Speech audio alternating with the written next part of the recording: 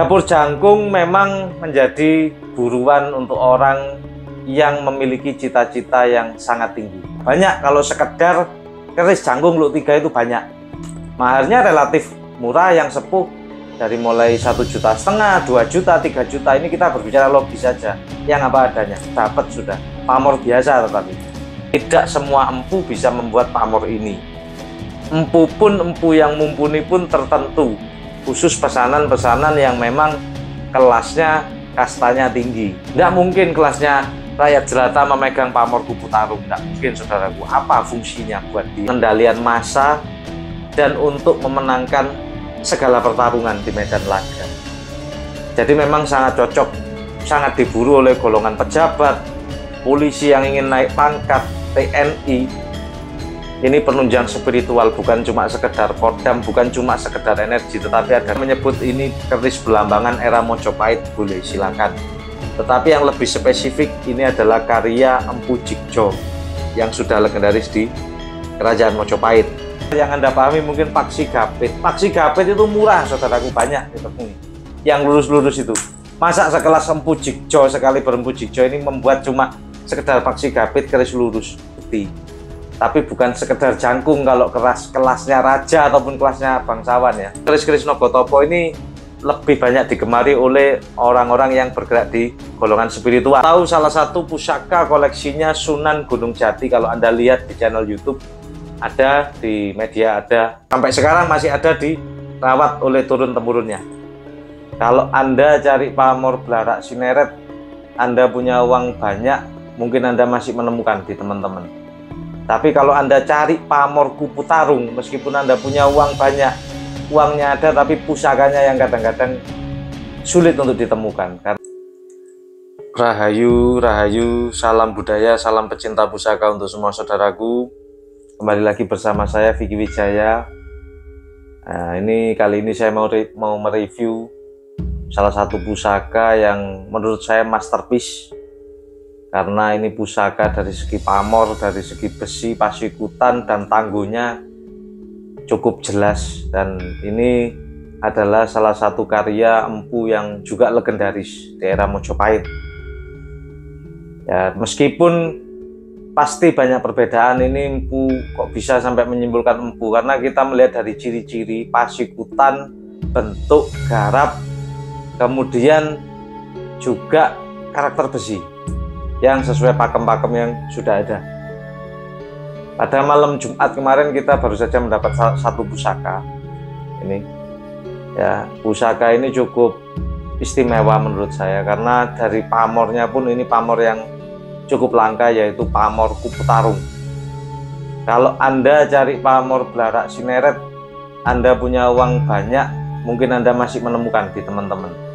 Tapi kalau Anda cari pamor kupu tarung, meskipun Anda punya uang banyak, uangnya ada, tapi pusakanya yang kadang-kadang sulit untuk ditemukan. Karena pamor ini lebih langka, lebih sulit, lebih jarang dijumpai daripada pamor Blarak Sineret, Ganggang Kanyut, jenis-jenis pamor miring yang cukup favorit ya.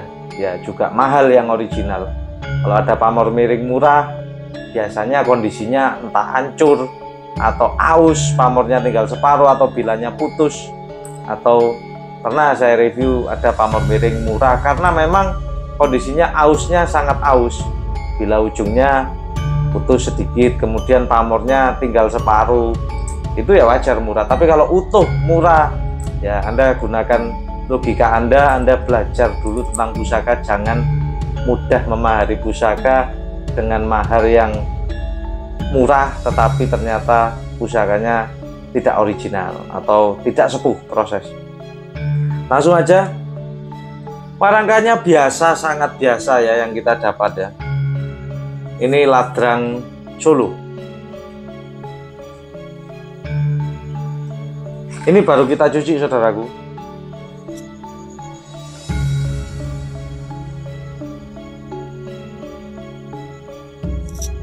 Tetapi pusakanya sangat istimewa. Coba difokuskan. Meskipun tidak usah full, tetapi detailnya nampak jelas ya. Anda amati pamornya sangat lembut, lipatan-lipatan pamornya ini seperti benang, lebih lembut dari benang, seperti rambut. Dan Anda tahu ini pamor apa? Ini adalah pamor kupu tarung. Kita pernah mendapat tombaknya pamor kupu tarung, pernah kita review ya, filosofinya maupun tuah harapan dari pamor kupu tarung. Oke, yang pertama kita mulai dari dapur. Dapurnya ini jangkung, luk 3, tapi di sini ada pudak sategalnya, makanya kita sebut jangkung pudak sategal. Ya, di sini ada gerenengan, pijetan, di sini ada tikel alis ya. Di sini pudak sategal itu di kiri kanan ini. Pudak sategal pernah kita bahas juga. Ada lambe gajah 1, jalan 1, kembang kacang. Di sini ada gereneng tapi aus. Dapur jangkung memang menjadi buruan untuk orang yang memiliki cita-cita yang sangat tinggi. Ya, tetapi ya lihat pusaka jangkungnya. Banyak, kalau sekedar keris jangkung luk 3 itu banyak. Maharnya relatif murah, yang sepuh dari mulai 1,5 juta, 2 juta, 3 juta. Ini kita berbicara logis saja, yang apa adanya, dapat sudah. Pamor biasa tetapi kalau untuk pamor yang mulai agak kelas, pamor miring, misalnya pamor largansir, tidak mungkin dapat 5 juta. Nah, terus kemudian pamor tambal jimat 2 juta sepertinya nggak mungkin dapat. Mungkin pasarannya masih 5 jutaan. Ini kita berbicara real, apa adanya. Ya, edukasi pertama harga aja, kita nggak munafik. Pasti teman-teman yang ditanyakan berapa mahar, Anda pahami. Makanya Anda butuhnya datang ke event-event pameran itu memahami. Dan pusaka ini ada kelasnya, ada kastanya. Semakin langka, semakin pamornya indah, juga semakin mahal. Ini dari segi keindahan. Lain lagi kalau berbicara mistis. Kalau sudah berbicara mistis, besi tua pun ketika dipegang kemudian ditembak tidak apa-apa ataupun kebal, dipegang kemudian Anda ditusuk senjata tajam Anda tidak terluka, itu pun bisa jadi mahal kalau cuma sekedar jual mistis. Itu banyak trik-trik seperti itu, dan itu hanya sekedar permainan kodam, permainan trik sulap. Pusaka jauh lebih dari itu, saudaraku. Ini isinya filosofi, doa, dan kemudian harapan-harapan leluhur kita. Ini penunjang spiritual, bukan cuma sekedar kodam, bukan cuma sekedar energi, tetapi ada doa. Dan pembuatannya pun tidak cukup puasa 1-2 minggu, 40 hari pembuatan orang dulu. Dan tempanya pun pembuatannya sulit, bahannya pun meteor. Nah, jadi itu perbedaannya pusaka. Pusaka bukan sekedar mistis, tetapi juga seni, filosofi. Kalau berbicara energi, memang iya. Jangkung, pudak sategal, ini diburu oleh orang-orang yang ingin sukses dalam karir. Tergantung lagi pamornya. Tidak heran Raja Mataram Sultan Agung itu memesan jangkung itu sampai 2 kali. Karena untuk harapan untuk bisa mewujudkan visi misi cita-citanya dan bisa melindungi rakyatnya pada waktu itu, Raja Mataram Sultan Agung. Karena pusaka jangkung dari dulu sudah terbukti, tapi bukan sekedar jangkung kalau kelasnya raja ataupun kelasnya bangsawan ya. Jadi beda kalau sekedar pamor wasputa, pamor pedaringan kebak, ya maharnya ya standar. Tapi kalau sudah ngomong pamor largansir, pamor kupu tarung, pamor belarak sineret, nah ini yang harus Anda pahami. Ini pembuatannya aja sulit, saudaraku. Dari segi pembuatannya yang tergolong pamor miring. Tidak semua empu bisa membuat pamor ini. Empu yang mumpuni pun tertentu. Khusus pesanan-pesanan yang memang kelasnya, kastanya tinggi. Minimal kesatria. Dulu itu ada 4 kasta. Kasta raja, kasta kesatria, kasta raja, bangsawan, mulai awal ya, brahmana, raja, bangsawan, kesatria, sudra. Ada 5 kasta. Yang tertinggi dulu adalah kasta brahmana. Kemudian raja, golongan bangsawan, kemudian kesatria. Ya. baru sudra, kaum pedagang, ini kaum, kemudian baru petani, rakyat jelata. Tidak mungkin kelasnya rakyat jelata memegang pamor Kupu Tarung, tidak mungkin saudaraku. Apa fungsinya buat dia? Dan lagi pembuatannya sulit. Kalau empu-empu sembarang empu tidak bisa membuat pusaka pamor Kupu Tarung. Ini yang harus Anda pahami. Kembali lagi ke Jangkung. Jangkung adalah tua, harapannya adalah untuk mewujudkan cita-cita yang besar sang pemilik. Sedangkan kalau kita lihat pamor Kupu Tarung itu ada dua, pernah saya bahas. Ada yang pamor meluma, ada yang pamor miring. Sebenarnya kalau pakem yang asli ya pamornya miring.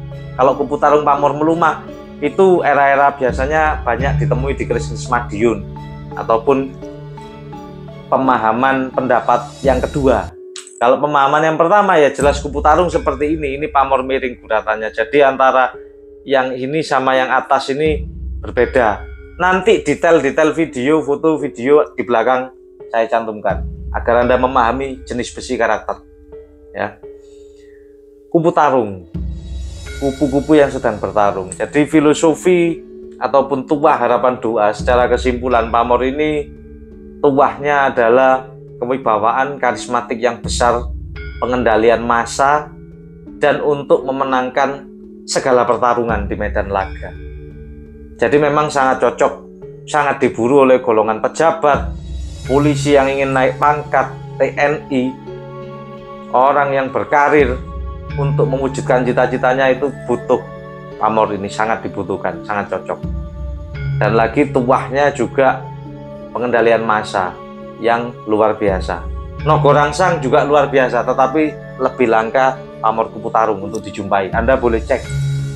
Kalau yang prosesan baru banyak ya Kupu Tarung ya, tapi Anda bedakan besinya, materialnya, bukan cuma sekedar lihat selorok tapennya, tetapi patrap pamor tempanya Anda lihati. Pasikutan enaknya pusaka dilihat ini Anda lihati. Ini pasikutannya wingit tetapi cukup kekar. Kalau Gagah Birawa bukan, karena ini pasikutannya masih Mojopahit, jadi ke atasnya ngelencir. Tetapi kalau lihat gereneng sama kembang kacang cukup tegas, seperti berbau belambangan.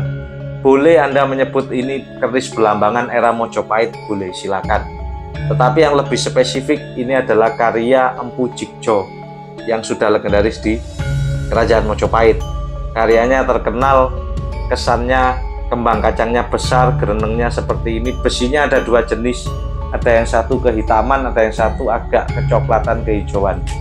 Karyanya ini bukan sekedar yang Anda pahami mungkin paksi gapit. Paksi gapit itu murah saudaraku, banyak ditemui yang lurus-lurus itu.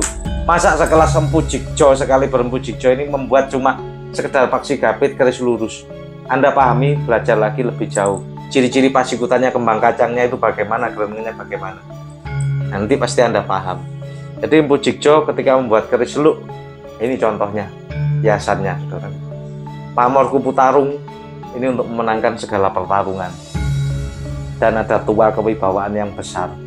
Jadi pusaka ini sudah terbaca dari pamor dan dapurnya ini dulu pesanannya golongan para pemimpin ataupun bangsawan.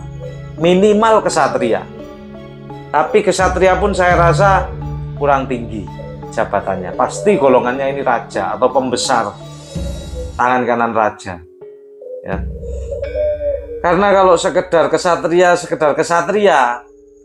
ya mungkin kesatria banyak orang pegang. Kesatria itu sekedar tambal jimat atau pamor singkir. Nah, mungkin mentok maksimal belarak sineret. Nah, belarak sineret pun kita lihat garapnya. Belarak sineret juga ada yang mahal, tergantung garap pusakanya. Pasikutannya kalau Anda lihat seperti belambangan. Mas, apa itu bukan belambangan era Mojo? Memang kalau memang belambangan era Mojo, kenapa? Belambangan ini kerajaan yang sangat tua. Anda kalau tahu Empu Supo, Mojopahit, empu utamanya kerajaan Mojopahit itu dari mana? Itu anaknya Empu Seda dari Belambangan yang dulu disebut Empu Rembang. Nah, Anda harus baca sejarah.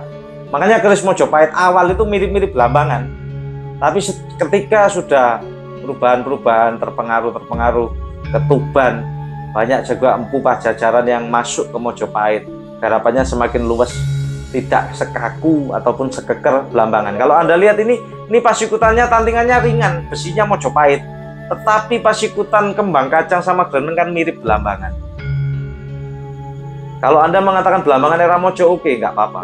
Tapi secara spesifik ini ya Mojopahit, bukan Belambangan. Kalau keris Belambangan ini kurang besar, kurang lebar bilanya. Ini yang masuk cuma di greneng, kembang kacang. Kalau bilang Belambangan. Dan di gonjonya ini juga pamor lar gangsir yang nembus sampai bawah gonjo. Luar biasa penempaannya pusaka ini. Dan auranya, kalau berbicara aura, ini cukup wingit. Auranya meledak-ledak. Saya pegang pusaka ini pun ya menggetarkan hati saya. Kalau ngomong pasaran ini tergantung kita yang membuka mahar. Ya. Bisa jadi 20 juta, bisa jadi 30 juta. Tidak terbatas, mahar itu relatif. Tergantung sama-sama ikhlas apa enggak. Karena mahar keris ini ibarat mas kawin. Tetapi tetap kita punya patokan, nggak ngawur juga, nggak asal-asalan, gitu loh saudaraku. Ya, karena di dunia Indonesia, di dunia pusaka perkerisan, teman-teman sudah pada tahu semua. Seperti itu. Ini sangat cocok untuk orang yang mau mencapai jabatan karir puncak tertinggi, ya. Tapi yang untuk menjadi pemimpin sangat-sangat cocok pusaka ini. Dan auranya pun luar biasa. Dari garapnya Anda lihat ada geleger sapinya, nampak sangat gagah pusaka ini, jangkung untuk mewujudkan cita-cita impian seorang pemimpin besar, ya. Ini sangat cocok. Saya juga tidak tahu kenapa saya bisa kewahyon kedatangan pusaka ini kemarin malam Jumat, dan baru kita cuci hari ini tadi. Kemudian keris yang kedua ini punya teman saya, ya. Saya diizinkan untuk mereview. Kalau kita lihat sandangannya ini Gayaman Jogja, ya.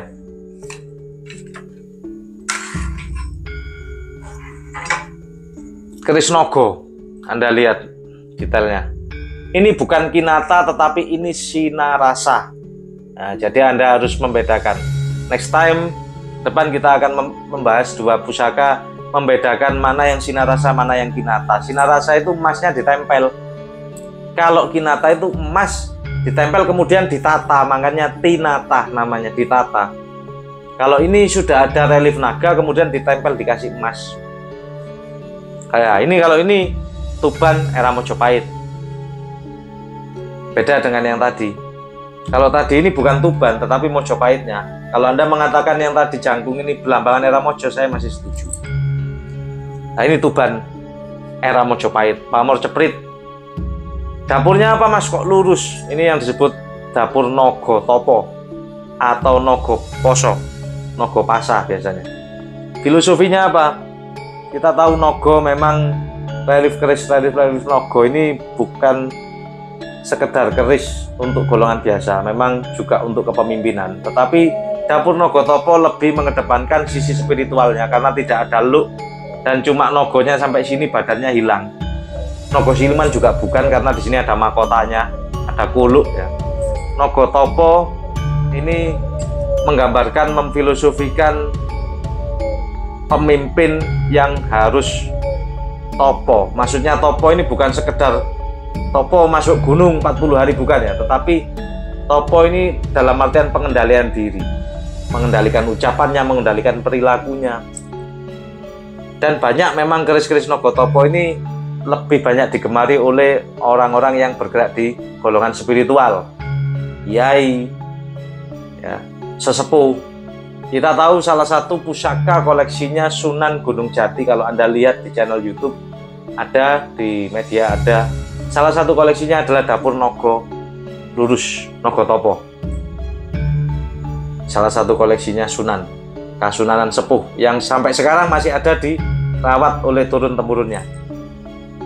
Tuah utamanya adalah kewibawaan kasepuan, kemudian kelanggengan, ketentraman rumah tangga, dan membawa dampak mengayomi orang-orang di sekitar. Kalau kita lihat pamor ceprit, ya tidak jauh dari kerejekian. Bisa dikatakan ini tirta tumetes atau ceprit ya. Dapur Nogotopo ini fungsinya lebih utamanya peredam, tetapi juga ada unsur kewibawaannya karena Nogo. Kita tahu Nogo itu hewan mitologi yang dikaitkan dengan, dari beberapa sumber, Nogo itu di candi-candi ada karena juga mengandung unsur keberuntungan, unsur kepemimpinan Nogo. Dan ular naga itu memang sudah sejak dulu. Ada Linggayoni di era Medang itu juga sudah ada naganya. Jadi sebelum, kalau ngomong dari Cina, ternyata kita abad 8 sudah mengenal ular, sudah mengenal naga. Di relief-relief candi kita Nusantara ini sudah banyak. Sudah jauh peradaban kita maju. Ini Sinarasa dan ini emas asli, bukan kuningan. Ini tadi sudah saya tes sama temen. Sayangnya di sini ada aus sedikit, emasnya copot di mulut. Ya wajar, karena tua aku sih. Keris yang original sepuh. Ya. Ini pun auranya enak, meskipun dapur Nogo tetapi dingin dan berwibawa. Tua utamanya kerejekian, kemakmuran, dan perlindungan. Kewibawaannya kewibawaan Kasepuan. Nah, kalau Anda cari sekedar keindahan, Anda cocoknya beli keris Mataram seperti ini. Tapi ini bukan Mataram HB nom-noman, ini HB sepuh yang sudah saya review kemarin. Kerisnya masih utuh, besinya istimewa, pamornya juga istimewa, bentuknya pun istimewa. Tapi kalau soal rasa, ya saya lebih menyarankan keris Tangguh-Tangguh Mojopahit atau minimal Tuban Mojopahit seperti ini. Kalau rasa ini nggak bisa ditipu. Anda yang memang paham energi indigo, silakan kalau mau ngecek power pusaka ini. Tidak gampang orang mendapat pusaka pamor kupu tarung. Saya selama beberapa tahun ini mereview, Anda mungkin tahu, beberapa kali aja mendapat pamor kupu tarung. Kalau Belarak, Nogorangsang, Largangsir, Ganggang Kanyut saya masih sering nemuin. Tapi kalau pamor kupu tarung ini sudah sulit. Ya ini mungkin agar teman-teman paham. Siapa tahu juga teman-teman punya pusaka dari keturunan-keturunan dan pamornya pasti istimewa kalau bisa disimpan. Meskipun pamor biasa pun tetap disimpan, karena kalau bukan kita siapa lagi yang mau melestarikan uri-uri budaya warisan leluhur bangsa kita. Ya mungkin ini yang bisa saya review. Semoga ini menambah wawasan, menambah pengetahuan, dan Anda semakin cinta budaya negeri kita, negara kita sendiri. Lebih baik anak-anak muda lebih mencintai budaya kita sendiri daripada budaya asing.